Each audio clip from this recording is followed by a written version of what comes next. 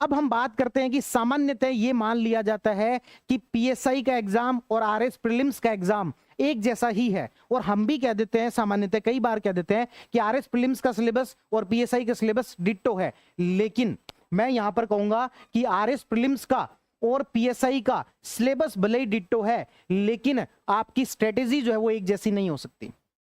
आपकी स्ट्रेटेजी के अंदर अंतर होगा।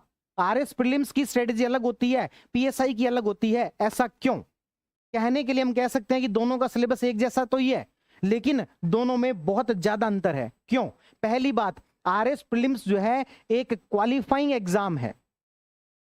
आरएस प्रीलिम्स एक क्वालिफाइंग एग्जाम है, इसके नंबर नहीं जुड़ते हैं। इसलिए हम कई बार कह देते हैं कि यार हिस्ट्री को चलो छोड़ दो, कई बार कह देते हैं कि चलो यार साइंस को छोड़ दो, 2-4 क्वेश्चन के लिए क्यों माथाफोड़ी कर रहे हो।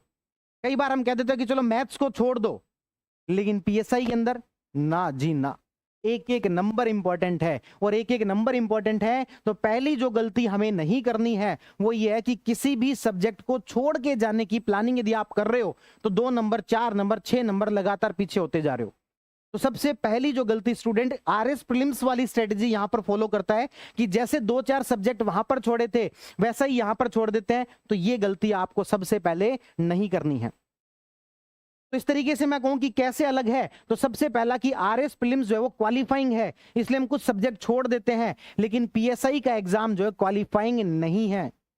इसलिए कोई भी आप कोई भी सब्जेक्ट छोड़ के नहीं जा सकते, क्योंकि हर एक नंबर की वैल्यू है। दूसरी बात, मुझे बताएंगे जरा कि इस बार आरएस प्री की कट ऑफ कितनी गई थी? क्या आप मुझे बताएंगे इस बार आरएस प्री की कट ऑफ कितनी गई थी जनरल के लिए, या फिर अदर कैटेगरीज के लिए भी बता दो। आरएस प्री की कट ऑफ कितनी गई थी? आरएस प्री, बिल्कुल ठीक बात आप बता रहे हो। आरएस प्री की कट ऑफ 71 मार्क्स के आसपास थी, और अदर कैटेगरीज के अंदर मैं बात करूं तो किसी में 65, 64 तक भी थी। वहां पर 671 मार्क्स लाने पर आपका आरएस प्री क्लियर हो गया था, लेकिन पीएसआई के अंदर पेपर 2 के अंदर 71 मार्क्स आते हैं तो पेपर क्लियर भी नहीं होगा, क्योंकि यहां पर ये जो शर्त है ना कि दोनों पेपर के अंदर कितने नंबर आने चाहिए, मिनिमम 36% नंबर आने चाहिए, यानी कि मिनिमम 72 मार्क्स तो आपके होने ही चाहिए। आप ये मान लो कि आरएस प्रीलिम्स में से ये इस मामले में अलग है, इस मामले में डिफिकल्ट है कि उसमें हमें दूसरों से आगे रहना होता है, लेकिन इसमें हमें दूसरों से आगे तो रहना ही है, लेकिन कम से कम 72 मार्क्स तो लाने ही पड़ेंगे आपको। और जिस तरीके से पेपर की टफनेस बढ़ती जा रही है, आपको ये परसेंटेज कम करने चाहिए थे आरपीएससी को, लेकिन ये कम नहीं किए हैं। इसका मतलब हम जीएस जीके को उतने हल्के में नहीं ले सकते कि हिंदी हमने नंबर लिया है 180, लेकिन जीएस जीके के अंदर नंबर यदि रह गए 70 तो आपके 180 कोई काम नहीं आएंगे। इसलिए वहां पर 72 मार्क्स लाना जरूरी है। आरएस प्री के अंदर ऐसा नहीं होता। आरएस प्री के अंदर पेपर बहुत ज्यादा टफ आया है तो कट ऑफ कम चली जाएगी। पिछली बार से भी अगली बार पेपर टफ आ गया तो 65 चली जाएगी। अपने 66 भी आए हैं तो भी काम चल गया, पीएसआई के अंदर नहीं चलेगा।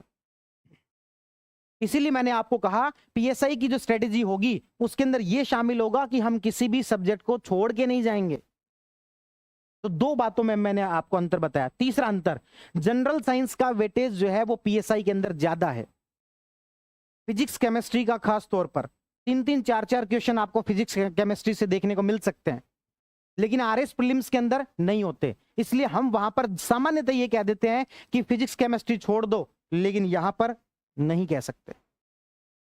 कोई सा भी सब्जेक्ट छोड़ने को नहीं कहेंगे, लेकिन फिजिक्स केमिस्ट्री तो बिल्कुल नहीं कहेंगे, क्योंकि वहां से आपको 3-3, 4-4 क्वेश्चंस भी मिल सकते हैं, जो कि पिछले कुछ एग्जाम्स में मिले हैं।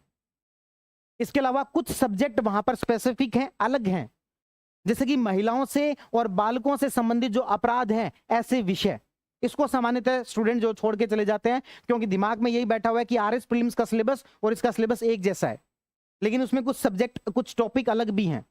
जैसे आपको ये वाले जो टॉपिक है, महिलाओं और बच्चों से संबंधित अपराध और पूरी स्टेट पॉलिटी, जो वो आपके राकेश सर द्वारा करवाई जाएगी, जो कि सब इंस्पेक्टर रह चुके हैं, जो कि इन सारे कानूनों को ग्राउंड लेवल पर इंप्लीमेंट कर चुके हैं। उनको ये पता है कि डिटेल में ये सारी चीजें कैसे एप्लीकेबल हैं। तो वो ये जो टॉपिक्स हैं इनको भी हमें ठीक तरीके से कवर करना है।